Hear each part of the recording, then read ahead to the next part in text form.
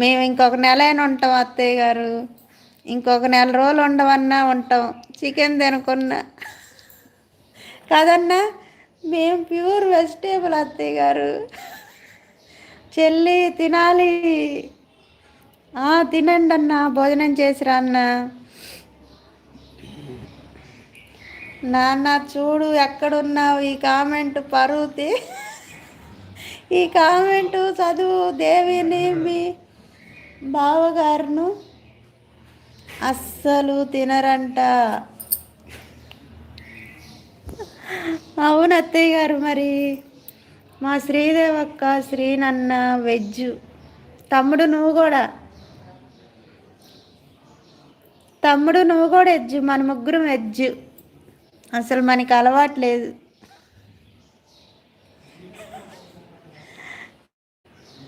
Chicken అంటే ఏంటి అత్తయ్య గారు? చికెన్ అంటే ఎట్లుంటుంది?